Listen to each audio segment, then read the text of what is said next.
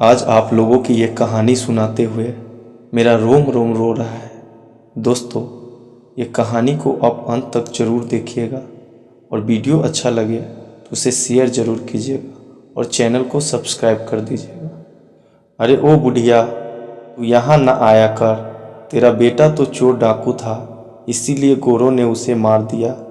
जंगल में लकड़ी बीन रही एक मैली सी धोती में लिपटी बुजुर्ग महिला से वहाँ खड़े भील ने हंसते हुए कहा, नहीं, चंदू ने आज़ादी के लिए कुर्बानी दी है। बुजुर्ग औरत ने गर्व से कहा। उस बुजुर्ग औरत का नाम जगरानी देवी था और इन्होंने 5 बेटे को जन्म दिया था, जिसमें आखिरी बेटे का कुछ दिन पहले ही शहीद हुआ था। उस बेटे का ये माँ प्यार से उसे चंदू कहती थी और दुनिया उसे आज़ाद चंद्रशेखर आज़ाद तिवारी के नाम से जानती है। हिंदुस्तान आज़ाद हो चुका था। आज़ाद के मित्र सदाशिवराव एक दिन आज़ाद की माता पिता की खोज करते हुए उनके गांव पहुंचे। आज़ादी तो मिल गई थी, लेकिन बहुत कुछ खत्म हो चुका था।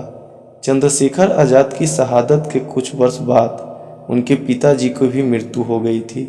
आज़ाद की भाई की मृत्यु भी इससे पहले ही हो चुकी थी। अत्यंत निर्धन अवस्था में हुई उनके पिता की मृत्यु के पश्चात आज़ाद की निर्धन निराश्रित वृद्ध माता श्री उस वृद्ध अवस्था में भी किसी के आगे हाथ फैलाने के बजाय जंगलों में जाकर लकड़ी और गोबर बीनकर लाती थी और उसका उपला और लकड़ी को बेचकर अपना पेट पालती रही। लेकिन वृद्ध होने के कारण इतना काम नहीं कर पाती थी कि भरपेट भोजन का प्रबंध कर सके। कभी ज्वार कभी बजरा खरीदकर उसका घोल बनाकर पीती थी, क्योंकि दाल गेहूं और उसे पकाने का ईंधन खरीदने लायक धन कमाने की शारीरिक सामर्थ्य उनमें शेष नहीं थी। शर्म की बात तो यह है कि उनकी यह स्थिति देश को आज़ादी मिलने की 2 वर्ष बाद 1949 तक जारी रही। चंद्रशेखर आज़ाद जी के दिए गए अपने एक वचन का वास्ता देकर सदाशिव जी उन्हें अपने साथ अपने घर झांसी लेकर आए थे, क्योंकि उनकी स्वयं की स्थिति अत्यंत जर्जर होने के कारण उनका घर बहुत छोटा था। उन्होंने आज़ाद के ही एक अन्य मित्र भगवान दास के घर पर आज़ाद की माता श्री की रहने का प्रबंध किया था और उनकी अंतिम क्षणों तक उनकी सेवा की। मार्च 1951 में जब आज़ाद की मां जगरानी देवी की झांसी में निर्धन हुआ, तब सदाशिव जी ने उनका सम्मान अपनी मां की समान करते हुए उनका अंतिम संस्कार स्वयं अपने हाथों से किया था। आज़ाद की माता श्री के देहांत के पश्चात झांसी की जनता ने उसकी स्मृति में उनके नाम का एक सार्वजनिक स्थान पर पीठ का निर्माण किया। प्रदेश की तत्कालीन सरकार ने इस निर्माण को झांसी की जनता के द्वारा किया हुआ अवैध और गैरकानूनी करार घोषित कर दिया, किंतु झांसी के नागरिकों ने तत्कालीन सरकार के उस शासन आदेश को महत्व न देते हुए चंद्रशेखर आज़ाद की माता श्री की मूर्ति स्थापित करने का फैसला किया। मूर्ति बनाने का कार्य चंद्रशेखर आज़ाद की खास सहयोगी कुशल शिल्पकार रुद्र नारायण सिंह जी को सौंपा गया। उन्होंने फोटो को देखकर आज़ाद की माता श्री के चेहरे की प्रतिमा तैयार कर दी।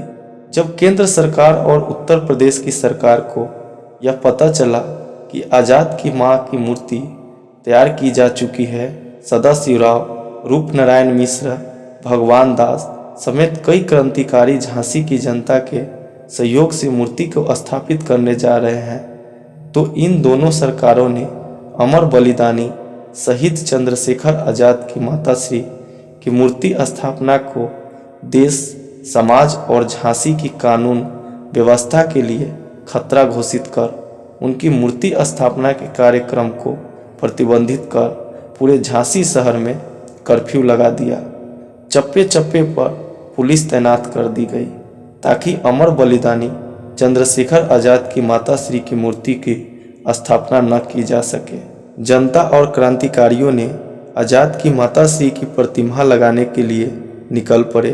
अपने आदेश की झांसी की सड़कों पर बुरी तरह से उड़ती धज्जी से तिलमिलाई तत्कालीन सरकारों ने पुलिस को गोली मार देने का आदेश दे डाला। आजाद की माताश्री की प्रतिमा को अपने सिर पर रखकर पीठ की तरफ बढ़ रहे सदाशिव को जनता ने चारों तरफ से अपने घेरे में ले लिया। जुलूस पर पुलिस ने लाठीचार्ज कर दिया। सैकड़ों लोग घायल हुए, दर्जनों लोग जीवन भर के लिए अपंग हुए और कुछ लोग की मौत भी हुई। मौत की आधिकारिक पुष्टि कभी नहीं की गई। इस घटना के कारण चंद्रशेखर आजाद जी की माताश्री की मूर्ति स्थापित नहीं हो सकी। दोस्तों, एक कहानी हमारे हृदय को और आत्मा को झकझोर के रख दिया। एक आज़ादी के लिए शहीद बलिदानी चंद्रशेखर आजाद जी की माता की प्रतिभा तक नहीं लगाने दिया गया। आप सबको अगर ये वीडियो अच्छा लगा हो तो इसे शेयर जरूर कीजिएगा और चैनल को सब्सक्राइब कर दीजिए ताकि आप लोगों तक इसी तरह की कहानी हम लेकर आते रहें। जय हिंद, जय भारत।